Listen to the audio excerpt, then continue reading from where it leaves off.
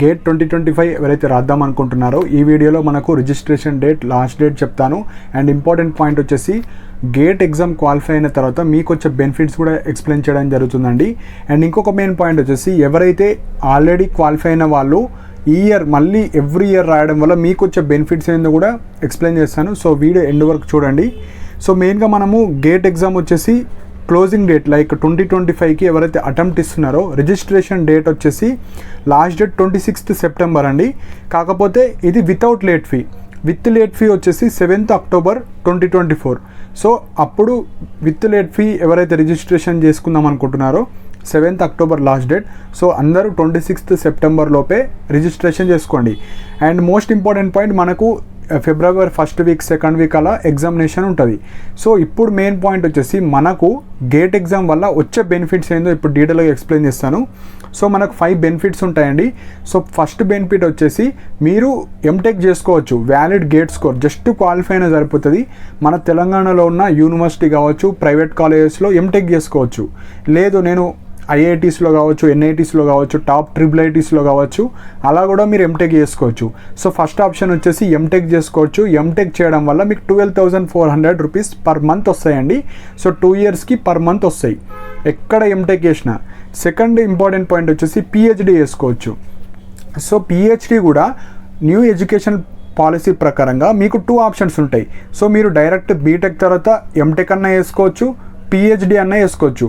PhD చేయాలంటే మనకు ముందు ఎంటెక్ ఉండాలి మ్యాండేటరీగా, కానీ ఇప్పుడు అలా లేదండి.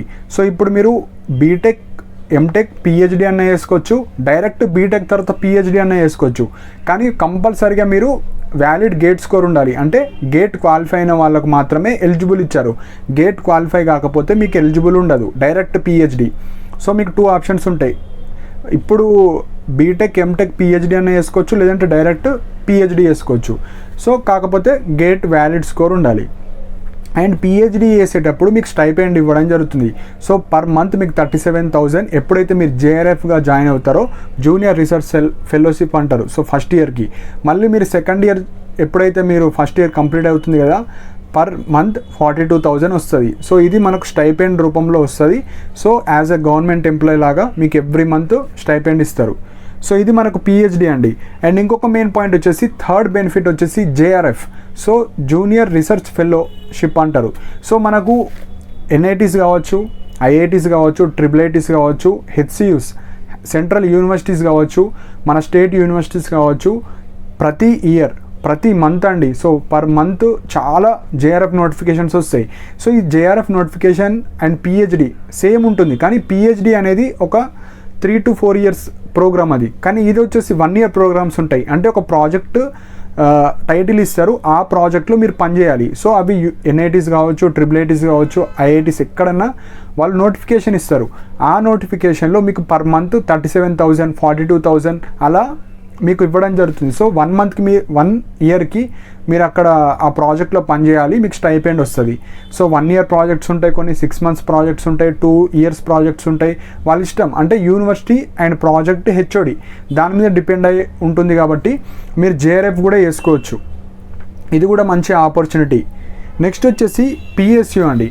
సో అందరికీ ఫేవరెట్ ఉంటుంది. ఎవరికైతే గేట్లో టాప్ 100, టాప్ 1000, టాప్ 2000 వచ్చిన వాళ్ళకు ఎవ్రీ ఇయర్ మనకు PSUs, so central government jobs ఇవ్వడం జరుగుతుంది. సో ఎగ్జాంపుల్ ఐఓసిఎల్ కావచ్చు, సో ఇలా మనకు బిహెచ్ఈఎల్ కావచ్చు, ఏవైతే మనకు నేషనల్ వైడ్లో ఉన్న అన్ని పబ్లిక్ సెక్టర్ ఏవైతే గవర్నమెంట్ డిపార్ట్మెంట్స్ ఉంటాయో మీకు డైరెక్ట్ గవర్నమెంట్ జాబ్స్ ఇస్తాయి. మినిమం 90,000, 1 lakh, 1.5 ఆ రేంజ్లో ఉంటాయండి శాలరీస్. సో మీ గేట్ స్కోర్ బాగుంటే మీకు పిఎస్యూ జాబ్స్ వస్తాయి. నెక్స్ట్ ఇంపార్టెంట్ పాయింట్ వచ్చేసి మాస్టర్స్. సో ఎవరైతే అవుట్ ఆఫ్ కంట్రీలో మీరు మాస్టర్స్ చేద్దాం అనుకుంటున్నారో అక్కడ కూడా గేట్ ఎవరైతే క్వాలిఫై అయిన వాళ్ళకు ఫస్ట్ ప్రిఫరెన్స్ ఇస్తారు. సో ఇలా మీరు 5 బెనిఫిట్స్ పొందొచ్చు. అండ్ ఇంకొక డౌట్ రావచ్చు, మేము ఒక్కసారి క్వాలిఫై అయినాం సరిపోతుంది కదా అంటే ఎవ్రీ ఇయర్ రాయాలి. ఎందుకంటే కొన్ని పిఎస్యూ జాబ్స్కి కొన్ని జేఆర్ఎఫ్ నోటిఫికేషన్ పర్టికులర్గా ఇయర్ అడుగుతారు. అంటే 2025 ఇయర్ మాత్రమే అప్లికేబుల్, 2024లో నాట్ అప్లికేబుల్ అని చెప్తారు. సో నా రిక్వెస్ట్ ఏంటంటే ఎవ్రీ ఇయర్ రాస్తే మీకు చాలా బెనిఫిట్స్ ఉంటాయి. ఇప్పుడు కొందరు ఉంటారు, ఒక ఇయర్ రాస్తారు, 3 years వ్యాలిడిటీ ఉంటుంది, నెక్స్ట్ ఇయర్ రాయరు. అలా రాయకపోతే ఒక్కొక్కసారి కొన్ని జాబ్స్ పడతాయి.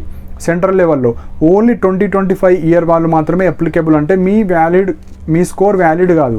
సో ఎవ్రీ ఇయర్ రాయండి, అండ్ ఎవ్రీ ఇయర్ రాస్తే మీకు 3 ఇయర్స్ పెరుగుతూ పోతుంది.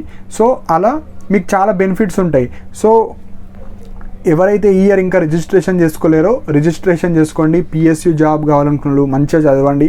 అండ్ ఎవరైతే లైక్ పిహెచ్డి చేద్దాం అనుకున్నారో డైరెక్ట్ బీటెక్తోని పిహెచ్డి చేసుకోవచ్చు. లేదంటే జేఆర్ఎఫ్ చేయాలనుకున్న జేఆర్ఎఫ్ ప్రతి ఎవ్రీ 1 వీక్ ఒక జేఆర్ఎఫ్ నోటిఫికేషన్ వస్తుందండి. కాకపోతే స్టూడెంట్స్ లేరు ఆ జేఆర్ఎఫ్ నోటిఫికేషన్స్. సో ఎక్కువ హైయర్ ఎడ్యుకేషన్ సైడ్ ఎవరు వెళ్తలేరు కాబట్టి చాలా ఆపర్చునిటీస్ ఉంటాయి. ఎవరైతే జేఆర్ఎఫ్ కావచ్చు, పిహెచ్డి కావచ్చు, సో ఇలా వెళ్ళే వాళ్ళు చాలా తక్కువ ఉంటారు కాబట్టి ఎవ్రీ ఇయర్ రాయడానికి ట్రై చేయండి. అండ్ ఎవరైతే పీజీ సెట్ మన తెలంగాణ ఏపీ పీజీ సెట్ కావచ్చు, టీఎస్ పీజీ సెట్ ద్వారా ఎవరైతే మన యూనివర్సిటీలో లైక్ గేట్ ద్వారా మీరు పీజీస్ చేద్దాం అనుకుంటే అలా కూడా మీకు యూజ్ అవుతుంది గేట్ స్కోర్. సో మీకు పర్ మంత్ 12,400 స్టైపెండ్ రావడం జరుగుతుంది. సో ఇలా చాలా బెనిఫిట్స్ ఉంటాయండి. సో ఎవరైతే రిజిస్ట్రేషన్ చేసుకోలేరో రిజిస్ట్రేషన్ చేసుకోండి. సో గేట్ రాయడం వల్ల చాలా బెనిఫిట్స్ ఉంటాయి.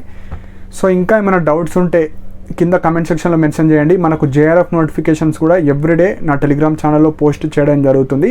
సో ఇంట్రెస్ట్ ఉన్న వాళ్ళు జాయిన్ అవ్వండి. అండ్ నా టెలిగ్రామ్ ఛానల్కు సంబంధించిన లింక్ కూడా కింద కమెంట్ సెక్షన్లో మెన్షన్ చేశాను.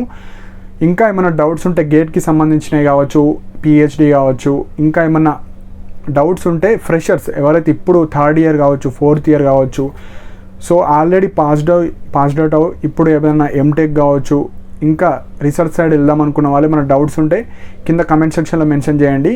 సో మీకు ఏవైతే డౌట్స్ ఉన్నాయో వాటికి క్లారిఫికేషన్ ఇవ్వడం జరుగుతుంది. సో మెయిన్గా టాప్ స్కోర్ చేయడానికి ట్రై చేయండి. ఎందుకంటే మనకు పిఎస్యూ జాబ్ రావాలంటే మీరు టాప్లో ఉంటే మీ క్యాష్లో టాప్ ఉండాలి. సో అప్పుడే మీకు పిఎస్యూ జాబ్ రావడం జరుగుతుంది. అదే ఐఐటీస్లో ఎన్ఐటీస్లో మీరు రీసెర్చ్ చేస్తే మీకు పెద్ద పెద్ద కంపెనీస్లో ఎవరైతే మీ ప్రొఫెసర్స్ ఉంటారు కదా, సో అక్కడ మీకు జాబ్ ఆపర్చునిటీస్ ఎక్కువ ఉంటాయి అండ్ శాలరీస్ కూడా హై ఉంటాయి.